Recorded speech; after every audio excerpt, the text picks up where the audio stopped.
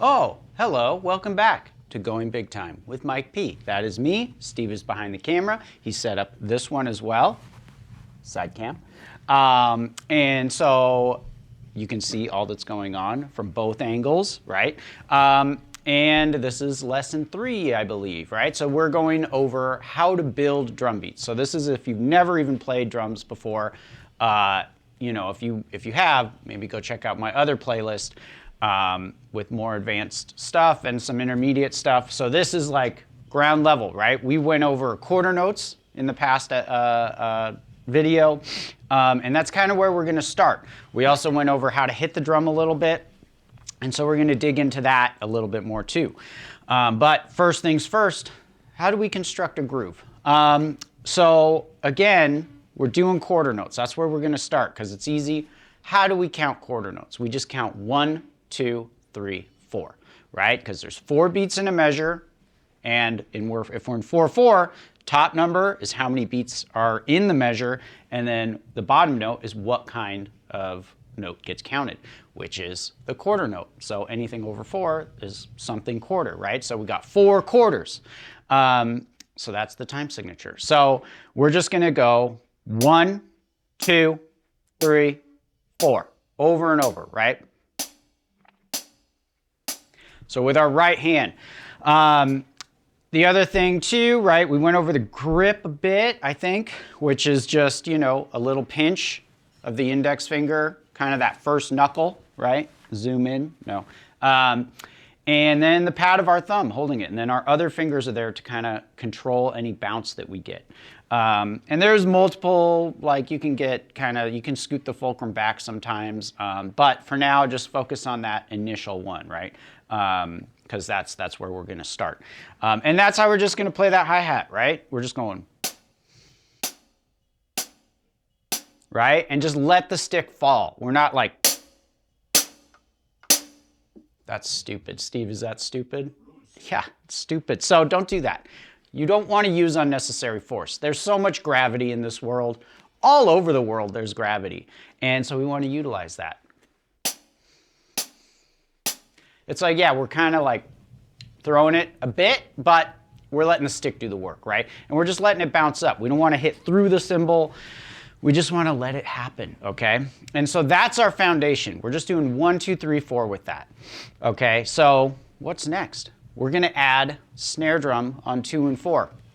Why 2 and 4? Well, that's just the way music has evolved. When jazz first began, right, hi-hat was on 2 and 4. Then over time, you know, blues came in, and then they added that accent on the 2 and the 4 with the shuffle. And then rock happened, and then it's kind of straightened out for the most part at times, and that's where the snare drum just lived from there on out. So that's kind of the history of it. That's why it's always 2 and 4.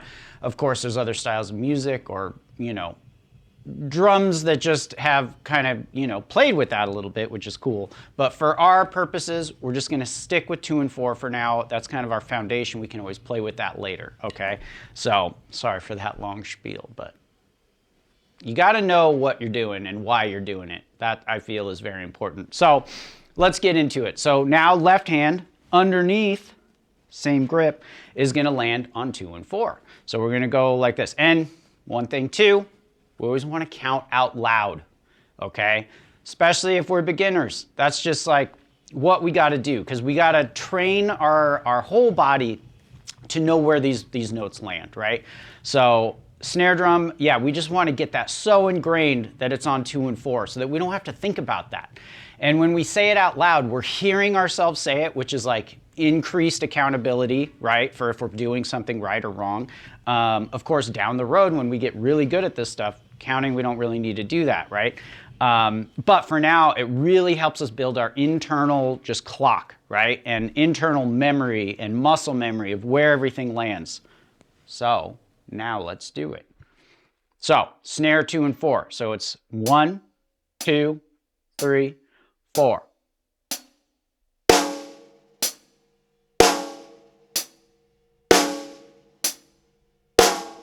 And you might notice I'm doing that rim shot, right? And so that's pretty loud. To the 2 and the 4, right? I'm going for the rim shot, but don't worry about that. That can take can take some getting used to. It can be tough at first. There's a lot of misfires, right? So don't worry too much about that right now. Just aim for the middle of the drum. Right? That's a great start. Let's do that. And yeah, so just do that over and over again until it's just locked in. You don't have to think about it, right? 1.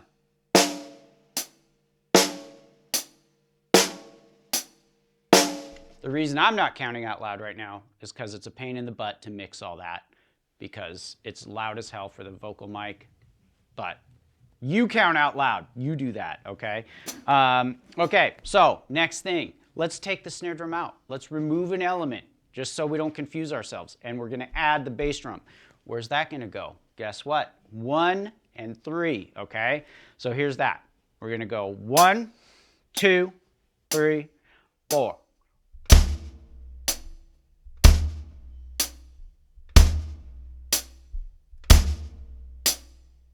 Look at that. There it is. So now once we get comfortable with that, right, we want to make sure that's really rock solid.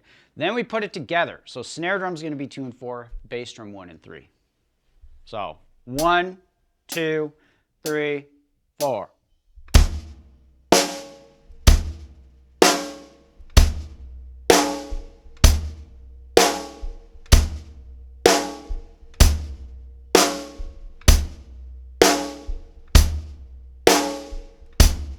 And there we go, right? That's all it is. I haven't really talked about the bass drum, how we're supposed to hit it. But real quick, just, you want to be about 2/3 up of the pedal. It's usually where the logo is, or the top of the logo, depending on what pedal it is. And you want the ball of your foot about 2/3 of the way up, maybe a little more. Not all the way to the top and not below halfway. Then you're kind of fighting your own pedal. So you want to be like 2/3 of the way up the pedal and then have your heel elevated. If you want to go deeper on this, I'll link the video, Steve, up there again. That will link to one of my foot technique videos where I get into the specific, Steve, help me out. Yeah, specifics of how we hit the bass drum. I don't know if there's advanced stuff in there. Don't worry about it. Just look for the technique stuff, and then you're set, okay? Because, yeah, that's the fundamental thing. We, again, want to use gravity. We want to use our legs' weight to hit that bass drum. We don't want to force anything and use muscles unnecessarily, because that's going to cause tension, and that will betray us and sabotage our groove. So don't do that. Use gravity. Relax as you play. That's the #1 thing. Okay. So next thing, right? We did all of our quarter notes and we matched everything up. Now what we want to do is utilize our eighth notes. So what are we doing when we get eighth notes? We're cutting quarter notes into 2 equal parts, right? So the numbers are still there, 1, 2, 3, 4. We still have 4 beats, but each beat is being split. So now it's 1 and 2 and. So that doesn't mean the tempo's different. That just means we're putting more notes in the same amount of space as what the quarter notes were in, okay? Hope that makes sense. I say that all the time. I feel like it makes sense, but sometimes my students are like, I'm lost, but you know, everyone's different. So here we go. So we were doing this, 1, 2, 3, 4, right? Now we're gonna switch to eighth notes.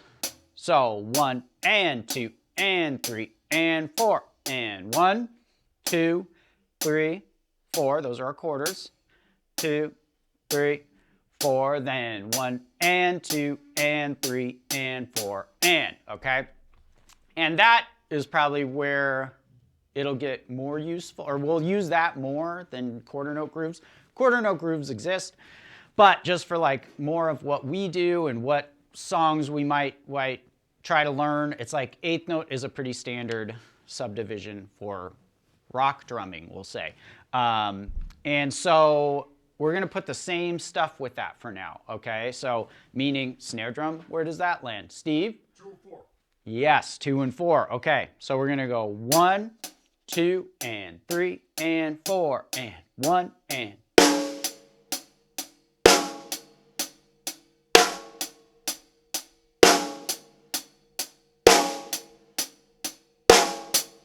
And there it is, right? Same groove, just more hi-hats, right? Again, let's remove that element. Let's remove the left hand. We're going to put the bass drum where? 1 and 3 again. So here we go. 1 and 2, 3 and 4 and.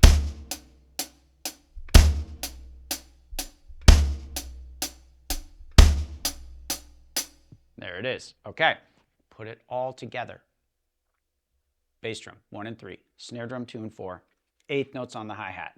Let's just get that started first. So 1 and 2 and 3 and 4 and.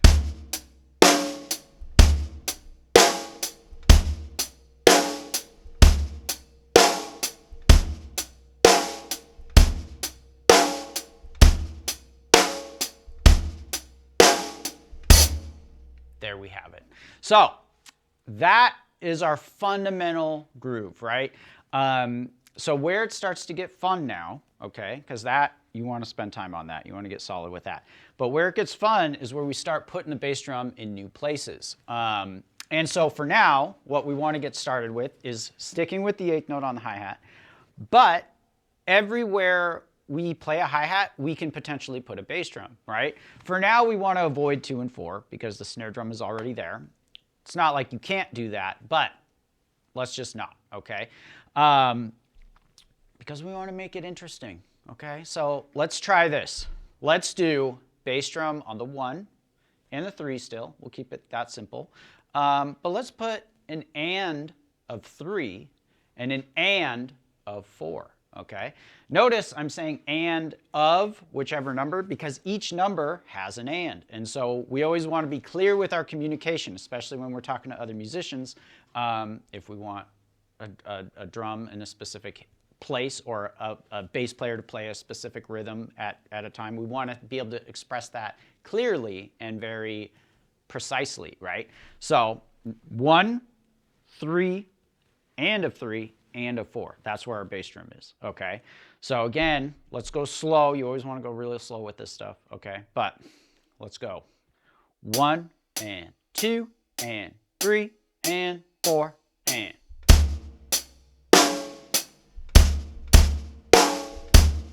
Right? So 3 and 4 and. And then we want to loop that, which is always the hardest part because your brain is like so locked in on each thing and then you got to start it over, right? So this will help us kind of get used to looking ahead, thinking ahead, and then being able to make that just this steady thing until we don't have to think about it anymore. So let's try that. So notice at the end, though, we have the and of 4 going back into the 1. So that's going to be 2 bass drums consecutively, right? An and into a number. So let's try that. So 1, 2, and 3, and 4, and.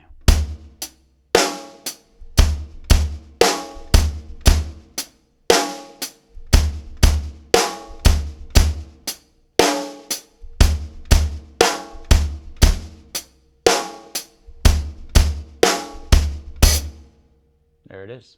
So that's just an example, right?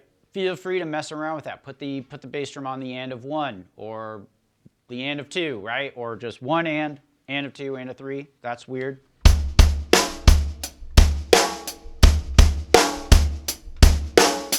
It's not weird, it's cool, right? Steve always thinks these things are weird. It's not weird. These are cool. So experiment, get crazy, go get weird with it, right?